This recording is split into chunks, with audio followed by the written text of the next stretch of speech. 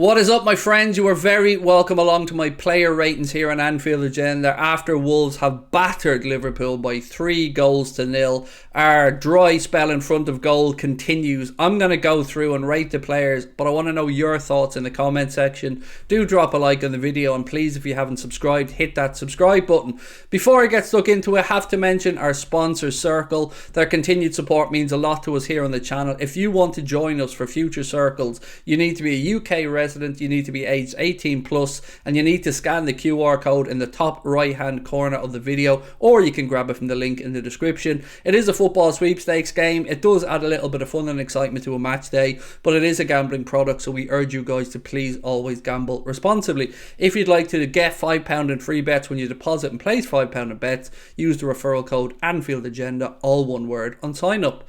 Right, let's start off with Alisson. And again, it's hard to be critical of him when everything in front of him is absolute dross. And Connor actually mentioned to me before we start recording, what's to stop Ali from just upping sticks and leaving? Because surely he doesn't want the prime years of his career to be stuck playing with this week in and week out. Now look, I have my own critiques of Alisson in certain situations. I feel like he should catch the ball a lot more, and if he's going to parry it wide rather than back out into play. But that being said, we'll start off by giving the big man a 6. Trent Alexander-Arnold,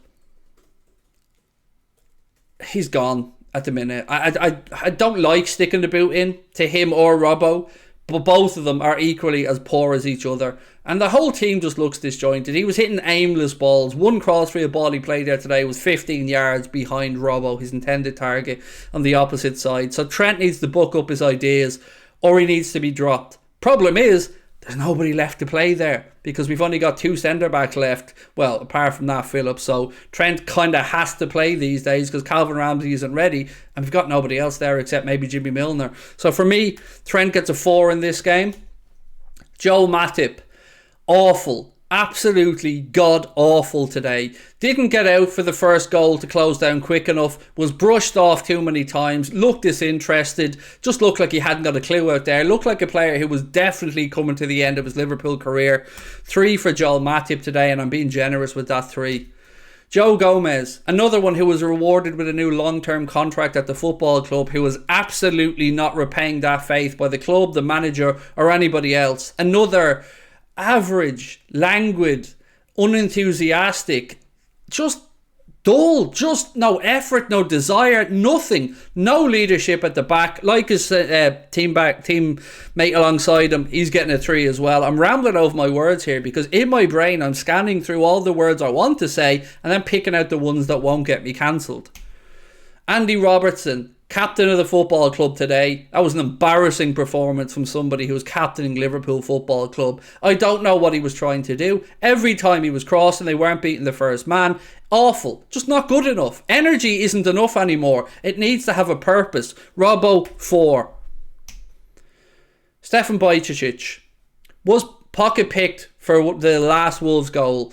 That's a lesson he's going to have to learn. And it's another goal that, unfortunately for us, we start off in possession, are dispossessed. One ball through the centre to Adama. He runs in right-hand side. And the part that really annoyed me about all of this was Thiago. Watch Thiago just glance over his shoulder as Ruben Neves comes sprinting into the penalty area.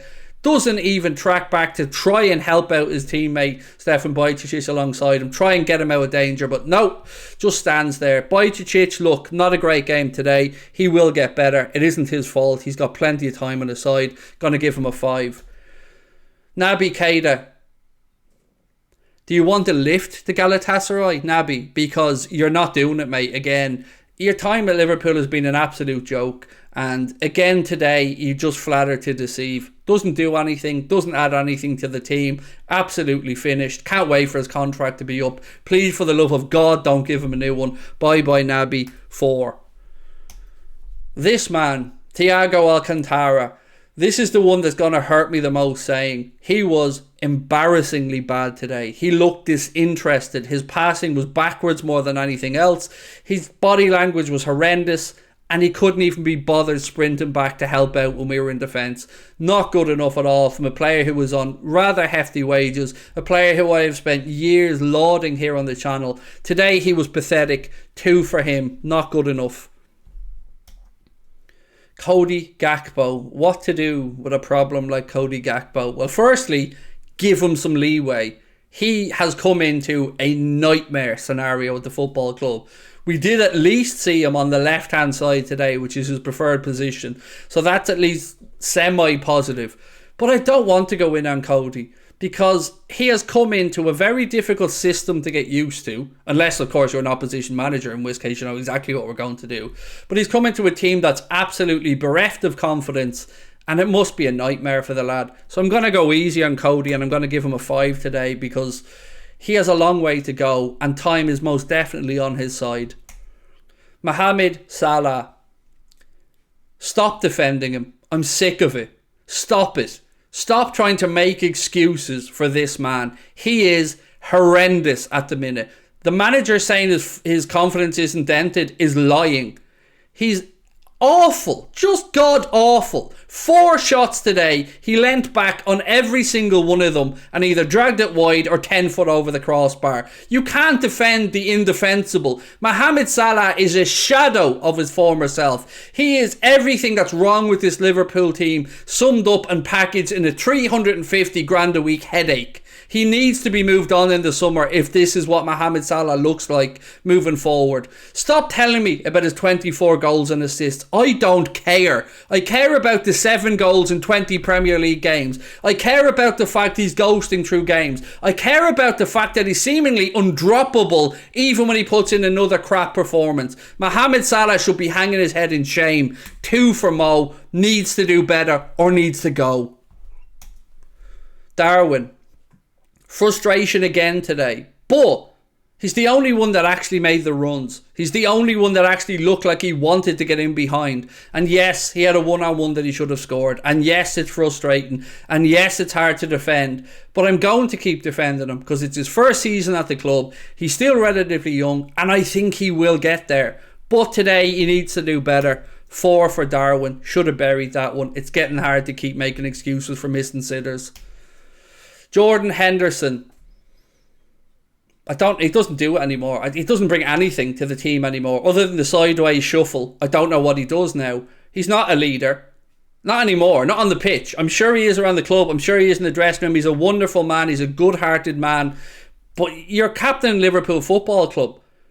When you come on, you're expected to make an impact. We didn't do anything when the changes came on. And Henderson doesn't add anything anymore, I'm afraid. We need massive, massive surgery in midfield in the summer. And if Milner's going to stay, Henderson needs to go. We can't carry the 2 of these guys next year. We can have one senior pro. Pick one, Gaffer. It has to be Hendo or Milner. Cannot be both. Henderson, going to give him a 4. Harvey Elliott. Looked bright when he came on, if I'm being honest. Looked like he was at least trying to make stuff happen. Was, again, unfortunate with a couple of attempts. But he's a 19-year-old kid. And we're again looking to him. We're looking to Bajcetic. We're looking to Elliott. We're looking to the kids to be our saviours. And that is unfair. It is unfair to put them in the firing line over and over again when the senior pros on the big books are letting them down. So I do feel sorry for Harvey. 5 for that. Alex Oxlade-Chamberlain. What planet are we living on when a fella who has no future at the club, a fella who hasn't done it in a good while, a fella who is absolutely leaving in the summer, is constantly getting minutes ahead of Fabio Carvalho? What message does that send? How is that not going to dent Fabio's confidence that he's constantly seeing Jones and Oxlade-Chamberlain playing ahead of him while he sits on the bench and gets splinters in his backside? I don't understand it, but I'm fed up looking at Oxlade-Chamberlain. 2 for him as well today when he came on. Useless. James Milner. A great career. He should be very proud of everything he's achieved in the game. It's been very great to watch him at Liverpool Football Club. He is a leader amongst men. But again, Father Time waits for nobody. We cannot carry 2 senior pros in midfield. So I'm afraid it's going to have to be the end of the line for Jimmy Milner in the summer. And if he wants to move into the coaching staff, no problems. But on the pitch, it can't continue. We cannot continue to have Dad's army in midfield. So unfortunately, another 4 for him. Kostas Tsimikas. His haircut's shy, first and foremost. He needs to get rid of that rat nest of a man bun that he has. I don't even know what his place is in the squad anymore. I don't know. like, honestly, I don't know. It's hard to judge any of them, and especially when you get 3 minutes at the end of a game. So we'll just give them the daily 4 here, because I don't know how to judge people on 3 minutes. That's it. That's it. We've gone through them all. You can talk about the manager if you want. He'd also get a 2, by the way, because the fact he didn't drag 3 of those lads off at half time is a disgrace, and I don't know what they have to do to be dropped. I don't know what Mohamed Salah has to do to be dragged off and shown the ridicule that he deserves, because he's thrown his manager under a bus with these performances. That is it for me today, my friends. Let me know your thoughts in the comment section. I would say drop a like on the video, but there isn't really much to like. Let's be honest. It's just me ranting, and I'm sure you feel the same. Unless, of course, you're an opposition fan, in which case I'm sure you're enjoying this right now, but it's breaking my heart. I'll talk to you soon. Bye-bye.